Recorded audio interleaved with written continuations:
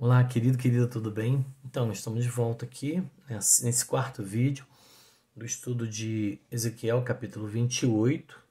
Nós estamos tratando sobre o príncipe de Tiro e também sobre o rei e a profecia, sobre o príncipe de Tiro e a lamentação sobre o rei de Tiro. Nós explicamos nos vídeos anteriores que existem 4 tipos de métodos básicos de interpretação da palavra, e também nós explicamos que são duas pessoas que tratam esse texto. A primeira pessoa é justamente um ser humano, o príncipe de Tiro, na qual ele se coloca ali até mesmo como um deus, sendo humano ele se coloca como Deus, mas diz que ele seria transpassado. Literalmente transpassado seria atingido por uma espada ou uma lança. E no caso da segunda parte, que é a lamentação sobre o rei de Tiro, já fala justamente sobre um ser sobre-humano, e não é apenas um ser humano, é uma pessoa sobre-humana que estaria atuando ali na vida daquele homem. E nós falamos também, dando continuidade, nós falamos sobre o que Satanás fez em incitar Davi a contar o povo, em 1 Crônicas, no capítulo 21. Incitando ele a contar o povo, ele automaticamente se ensoberbece e se coloca ali como sendo aquele que poderia e faria as coisas segundo a vontade dele. Não é isso que Deus quer para a nossa vida, e nem queria para a vida de Davi, e consequência foi muita gente que acabou perdendo a sua vida. E o próprio Davi acabou também correndo sério risco. Também nós falamos de Efésios, no capítulo de número 2, versículo 22, que nessa incitação, Paulo escrevendo no futuro, diz assim: nos quais no passado caminhaste conforme o curso deste mundo, conforme o príncipe das potestades do ar, do espírito que agora opera nos filhos da desobediência. Ou seja, ainda hoje há uma operação dos principados, dos príncipes dos ares, nos filhos da desobediência. E olha o que diz aqui, dando continuidade a esse capítulo de Ezequiel 28. Utilizando um material que nós estamos usando para falar sobre a interpretação de Ezequiel 28. Ora, ainda que os anjos maus e os demônios sejam sem dúvida designados para a obra vulgar de influenciar a humanidade, ou seja, os demônios são designados para influenciar em toda a situação da humanidade. Podemos imaginar facilmente que sempre que algum assunto poderoso estiver em risco, o grande líder deles, que ultrapassa todos em sabedoria e poder, assumirá o trabalho mais árduo. Por essa razão, na primeira vinda do Senhor Jesus, quando a hora do príncipe das trevas chegou, Satanás mesmo entrou em Judas e o dirigiu em seu terrível crime. João capítulo 13, versículo 27, diz assim: e após o bocado, entrou nele Satanás, e então disse: Jesus, o que tu fazes, faze-o depressa. Assim, quando aquela última grande obra de arte do adversário aparecer, o anticristo, cuja vinda, segundo Paulo, é segundo a operação de Satanás, 2 Tessalonicenses 2,9, nós vamos ler daqui a pouco, e a quem o dragão dará o seu poder, seu trono e a grande autoridade, Apocalipse 13:2, é bastante razoável supor que ele será possuído pelo diabo em pessoa, e dele receberá energia, e desse modo será um ser composto, parte humano e parte sobre-humano. Será ao mesmo tempo esse rei de Tiro, e também o querubim ungido da guarda, conforme Ezequiel capítulo 28, versículo 14. Vamos ver aqui esse texto, primeiramente em 2 Tessalonicenses 2,9. A esse cujo a vinda é segundo a eficácia de Satanás, com todo o poder e sinais e prodígios da mentira. E Apocalipse 13:2 diz assim: e a besta que vi era semelhante ao leopardo, e os seus pés como os de um urso, e a sua boca como de um leão. E o dragão deu-lhe o seu poder. Note, querido, querida, que não se mede esforços, né? O inimigo não mede esforços para que ele realmente atue e coloque em prática o seu projeto, que já é um projeto derrotado desde o início, porque Jesus já venceu desde o princípio, tá? E também venceu na cruz do Calvário. Hoje, né, nós estamos aqui no dia 3 de março, né, gravando esse vídeo. Amanhã, dia 3 de abril e amanhã, 4 de abril, nós hoje estamos naquele período do sábado e chegando agora no domingo da Páscoa, né? Um domingo de Páscoa, na qual Jesus ressuscitou, né? Considerado o dia em que Jesus ressuscitou. Não importa se é hoje, se é amanhã, né? Não importa qual o dia, o importante é que ele ressuscitou, está vivo e derrotou o diabo. Amém? Então, isso é nesse caso aqui, quando ele se coloca, né, se assume como dentro de um ser humano, é uma imitação bem barata, sabe, de quê? Da encarnação do nosso Senhor Jesus Cristo, né? Uma encarnação forjada pelo inimigo. E assim, como diz o texto aqui, desaparecem as grandes dificuldades dessa profecia. O enredo confuso da lamentação é decifrado quando ele assume, né, esse texto de Apocalipse, de Ezequiel 28, acaba sendo revelado e decifrado, tornando-se facilmente compreensível se compreendermos que às vezes ele se refere à parte humana do anticristo e outras vezes à parte satânica. Ou seja, gente, a gente precisa entender, torno a dizer para você, existem situações que nós não temos como receber a orientação e nem sequer saber a questão da realidade, se não for vinda da parte de Deus, Deus direcionar a nossa vida, minha vida, sua vida, direcionada para que Deus nos esclareça, tá bom? E dessa forma de falar não deve nos surpreender, pois temos outra semelhança com relação às mais antigas menções do inimigo na Bíblia. Na primeira vez que nos é apresentado, ele se encontra dando início à sua obra de ruína através da mediunidade do corpo de uma serpente. A justa sentença de Deus, ainda que pronunciada nominalmente, apenas a serpente inclui a punição do animal, energizado e também do diabo dentro dele. Desse modo, o paralelismo com a nossa passagem fica completo. Nota uma coisa, gente. Eu estava lendo lá em Isaías capítulo 62, se não me falha a memória, e eu estava vendo ali que todos os animais, quando houver restauração da terra, aquela questão toda que está ali em Isaías, todos os animais eles serão transformados, né? A questão selvagem deles será transformada, será novamente reestruturada, como era antigamente no paraíso, no Jardim do Éden. Somente a serpente vai continuar comendo o pó da terra. Somente a serpente. Olha, nota quão grave foi essa situação da própria serpente. Com essa chave para a lamentação, prossigamos para os seus detalhes.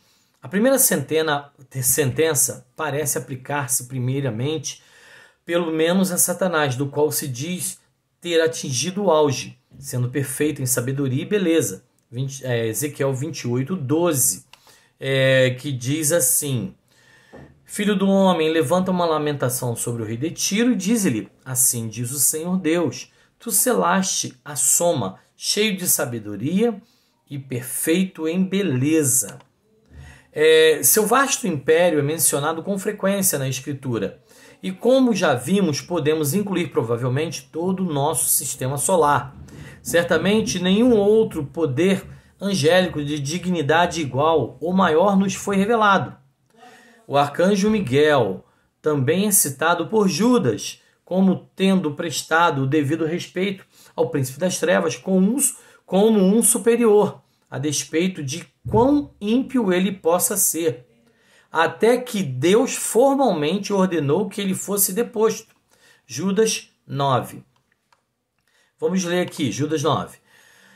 No entanto, Miguel, o arcanjo, quando contendia com o diabo, disputando pelo corpo de Moisés, não ousou trazer contra ele um juízo de acusação, mas disse: o Senhor te repreenda.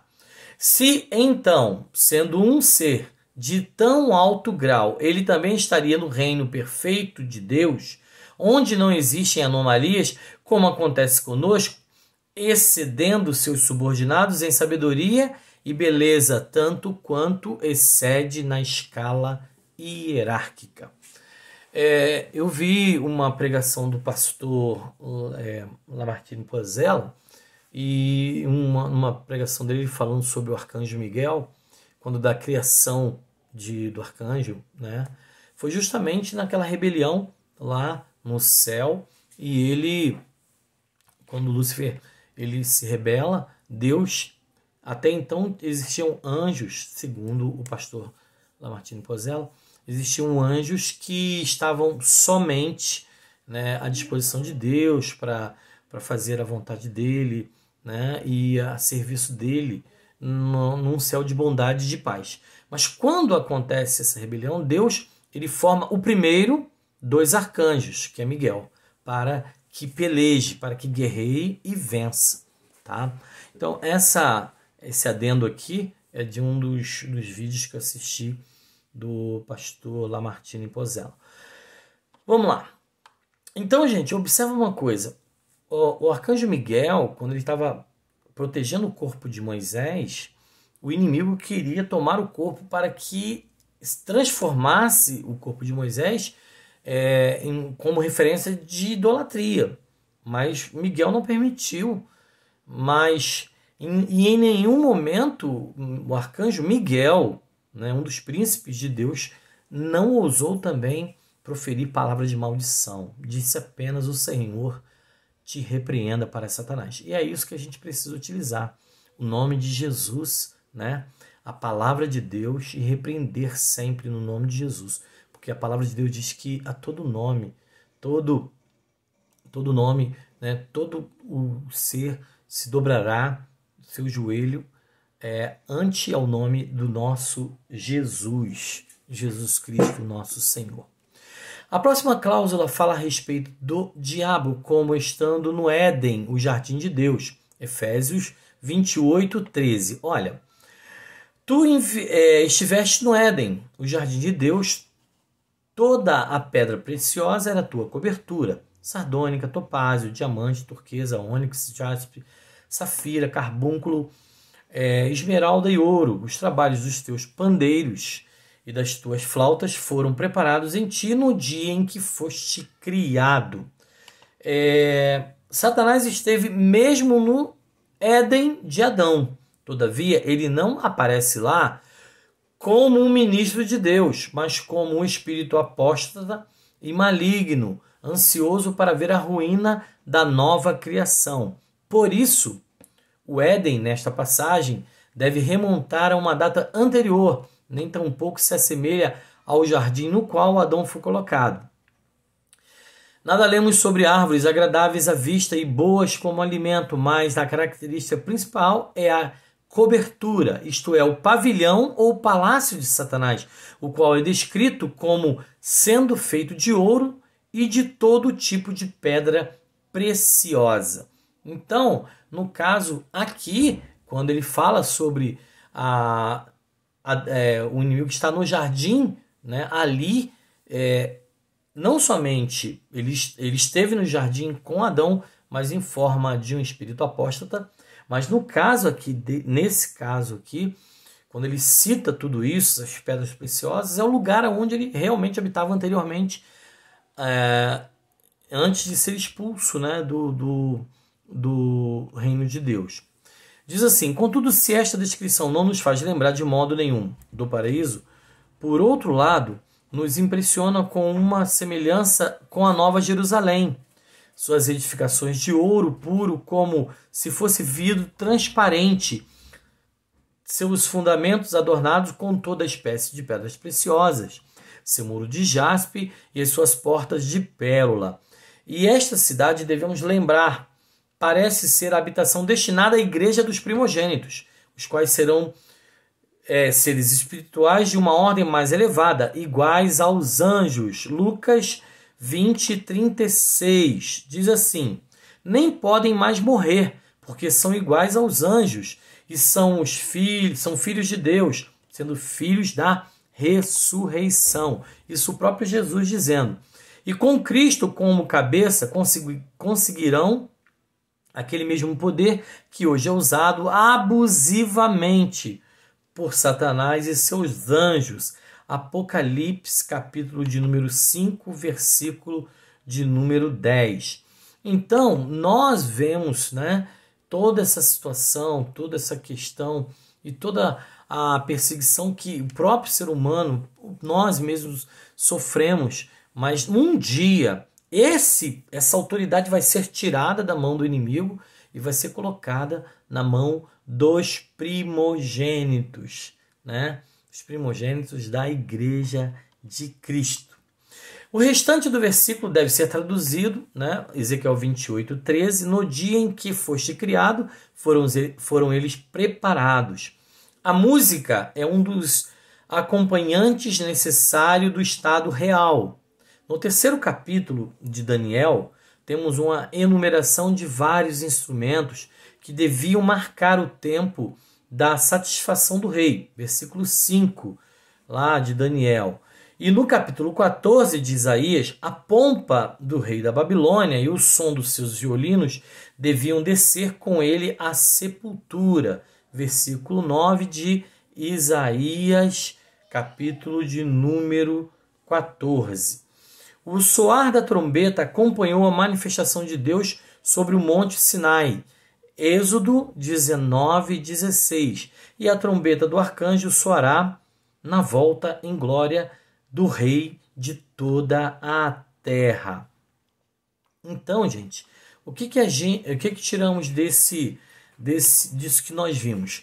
Também, todo aquele que realmente era considerado e habitava ou habita num lugar de majestade, os instrumentos, os louvores soavam, Então, quando se trata justamente de Ezequiel 28:13, nesse texto aqui que diz que no dia em que foste criado foram eles preparados, tudo isso era representando o que realmente era Lúcifer na presença de Deus. Todavia, ele não exerceu como deveria o seu ministério. E, com isso, ele foi lançado de alto a baixo. O significado dessa cláusula parece ser que Satanás foi cercado pela insígnia da realeza e desde o momento da sua criação e ao despertar da consciência, encontrou o ar cheio de música alegre daqueles que Deus havia designado para estar diante deles. O versículo de número 28:14 passa da realeza de Satanás para sua dignidade sacerdotal. Disse que ele foi designado por Deus como querubim ungido da guarda. O ser ungido indica ser consagrado pelo azeite da unção, enquanto o querubim parece ser patente mais elevada dos seres celestiais, os quais se assentam mais próximo do trono de Deus e conduzem a adoração do universo. Como está aqui em Apocalipse 4:9 até 11. E quando os animais davam glória e honra e ações de graça ao que estava sentado sobre o trono, ao que vive para todo sempre, os 24 anciãos prostravam-se diante do que estava sentado sobre o trono e adoravam o que vive para todo sempre e lançavam as suas coroas diante do trono, dizendo: digno és, Senhor, de receber glória, honra e poder, porque tu criaste todas as coisas e por tua vontade são e foram criadas. Note como realmente é a apresentação dessa da majestade, né? E também do que realmente os querubins se conduzem na presença de Deus. Ainda Apocalipse 5 de 11 a 14, olha o que diz. E olhei, e ouvi a voz de muitos anjos ao redor do trono, e dos animais, e dos anciãos.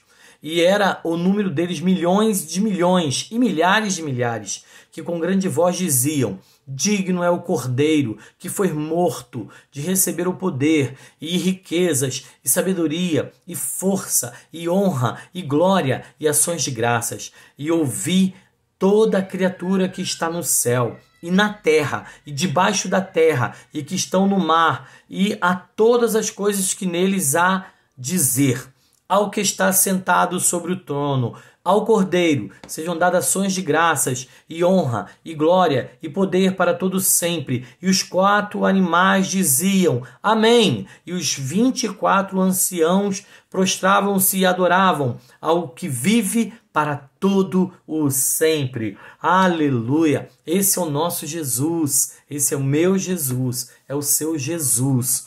Possivelmente, as palavras são idênticos aos tronos dos quais Paulo fala em Colossenses 1,16. As palavras da guarda parecem fazer alusão ao querubim que cobria a arca, mas não podemos naturalmente definir a natureza exata do ofício de Satanás. A ideia geral parece ser que ele dirigia a adoração dos seus subordinados. Vamos ver aqui Colossenses 1,16. Porque nele foram criadas todas as coisas que há nos céus e na terra, visíveis e invisíveis, sejam tronos, sejam dominações, sejam principados, sejam potestades, tudo foi criado por ele e para ele. Nesse caso aqui é para Jesus, para a adoração, para a glorificação do nosso Jesus. Amém? E nós podemos entender com isso que todas as coisas elas sempre serão para a exaltação do próprio Deus. E Deus não permite que ninguém tire a sua glória. É dito também que ele esteve no Monte Santo. Se Deus no Monte Santo de Deus, e que subia e descia no meio das pedras preciosas. Ezequiel 28:14. Vamos lá. Tu és querubim ungido que cobre. E eu te estabeleci assim, tu estiveste sobre o monte santo de Deus, caminhaste para cima e para baixo, no meio das pedras de fogo. E aqui o monte de Deus é o lugar da sua presença em glória visível, onde o seu sumo sacerdote ficaria, naturalmente, diante dele para ministrar. As pedras preciosas podem talvez ser explicadas assim. Sabemos que a posição do querubim fica logo abaixo da glória dos cabelos do trono. Ezequiel 1:26. Vamos lá? Diz assim: e por cima do firmamento, que está por cima das suas cabeças, havia algo semelhante a um trono, que parecia de uma pedra de safira. E sobre esta espécie de trono havia uma figura semelhante à de um homem, na parte de cima sobre ele. Ezequiel 1:28. Quando Moisés levou Arão, Nadab e Abiú e os 70 anciões de Israel ao monte Sinai para verem o Deus de Israel, sob cujos pés havia como pavimentação de pedra de safira, que se parecia com o céu na sua claridade. O aspecto da glória do Senhor era como um fogo consumidor no cimo do monte. Êxodo capítulo 24, versículo de 10 e 17. Esta obra pavimentada de safira, brilhando como um fogo consumidor, é talvez o mesmo que as pedras preciosas ou afogueadas. Se for, a presença de Satanás indicaria seu desfrutar dos plenos privilégios de querubim na aproximação do trono de Deus. O versículo seguinte mostra que Deus não é o autor do mal. Tem muita gente dizendo, inclusive um texto da palavra de Deus, que Deus que criou o mal. Gente, Deus não criou o mal. Olha o que diz em Ezequiel, capítulo 28, versículo de número 15. Tu eras perfeito nos teus caminhos desde o dia em que foste criado, até que se achou iniquidade em ti. Então, Deus não criou nada iníquo. O próprio Lúcifer se rebelou e na sua rebelião ele se fez mal, tá? Se transformou no mal. Pois até mesmo o príncipe das trevas era perfeito por toda a criação em todos os seus caminhos, e assim continuou até que a iniquidade foi achada nele, provocando assim sua queda. Nota então, queridos, que é muito interessante nós compreendermos essa questão. Deus não cria mal, Deus não criou o mal, Deus criou tudo perfeito. Mas como está aqui em Ezequiel 28, ele era querubim ungido, ele era perfeito, até o dia em que foi achada iniquidade nele. Deus não é um Deus que é um Deus, como eu posso dizer para você, é um Deus que cria seres autômatos. Deus cria e criou seres que podem tomar decisões, né? Não é um autômato, ou seja, ele não tem que fazer aquilo que uma pessoa, igual eu estou fazendo aqui, mexendo no computador, né? O computador é um equipamento autômato. Eu tenho que digitar o que eu quero ler e o que eu quero falar. Mas no meu caso, no seu caso, no nosso caso, nós somos seres